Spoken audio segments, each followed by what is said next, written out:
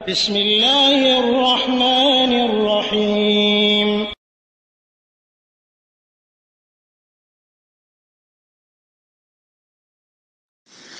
بسم الله الرحمن الرحيم الحمد لله رب العالمين والصلاة والسلام على أشرف الأنبياء والمرسلين نبينا محمد وعلى آله وأصحابه أجمعين أما بعد ওয়ালাইকুম আসসালাম ওয়া রাহমাতুল্লাহি ওয়া বারাকাতুহু। সম্মানিত ভাই, আপনি প্রযুক্তির কথা বলে যে মোবাইলে মানুষ লোনের মাধ্যমে ব্যবহার করে এবং কেউ জানে না এই অবস্থা যদি সে মারা যায় কী হবে প্রশ্ন করেছেন।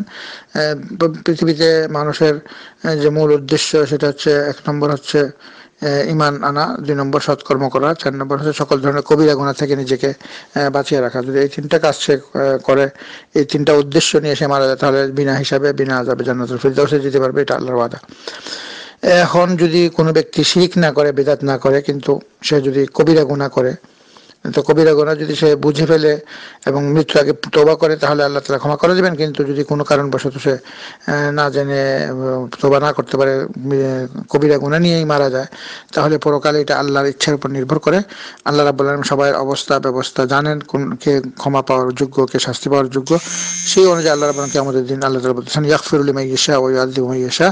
যাকে ইচ্ছা আল্লাহ তাআলা প্রথমবারে ক্ষমা করে দিতে পারেন, আর যাকে ইচ্ছা শাস্তি দিয়ে তারপর তাকে জাহান্নাম থেকে বাহির করে জান্নাত দিবেন।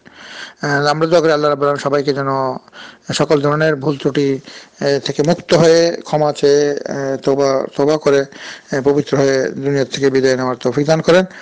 এবং যারা ভুলবশত তওবা ছাড়া মারা গেছেন, তাদের জন্য আমরা ক্ষমা প্রার্থনা করি আল্লাহর কাছে।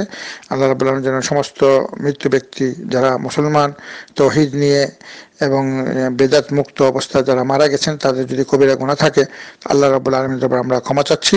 তো এই সমস্ত মুসলমানদের ক্ষমার মাধ্যমেও অনেক মানুষকে আল্লাহ রাব্বুল আলামিন ক্ষমা করে দিবেন, কারণ আল্লাহ তাআলা পবিত্র কোরআন সূরা মুহাম্মাদের 19 নম্বর আয়াতে বলতেছেন, ফাআলাম আন্নাহু লা ইলাহা ইল্লাল্লাহ ওয়াস্তাগফির লিযামবিকা ওয়াল মুমিনিনা ওয়াল মুমিনাত।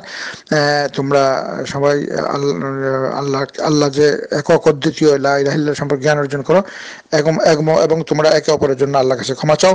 এবং আমরা যখন জানাজার নামাজ পড়ি, তখন আমরা প্রত্যেকটা মুমিন ব্যক্তির জন্য দোয়া করি, আল্লাহুম্মা গফির লি হাইয়িনা ওয়া মাইয়িতিনা। ক্ষমার দোয়া চাই আমরা তার জন্য।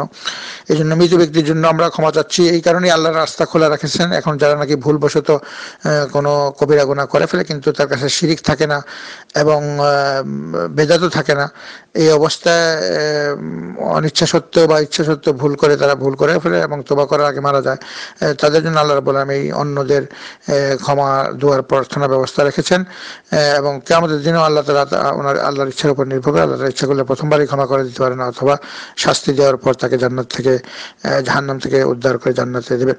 তো কাজেই আমাদেরকে যখন আল্লাহ তাআলা সুযোগ দিয়েছেন, আল্লাহ তাআলা আমাদেরকে বলেছেন আমরা সমস্ত মুমিন মুসলমান গুনাহগার ব্যক্তির জন্য ক্ষমা চাবো। আল্লাহ তাআলার জন্য সমস্ত মুসলমান যারা মারা গেছেন তাদেরকে যেন আল্লাহ তাআলা ক্ষমা করে দেন, তাদের কবরকে জান্নাতের টুকরা করে দেন, কবরকে প্রশস্ত করে দেন এবং কবরকে আলোকিত করে দেন এবং তাদের মর্যাদা বাড়ায় দেন। ওয়া সাল্লাল্লাহু আলা নবিয়িনা মুহাম্মদ ওয়া আলা আলিহি ওয়া আসহাবিহি আজমাইন বিরহমাতিকা ইয়া আরহামার রাহিমিন।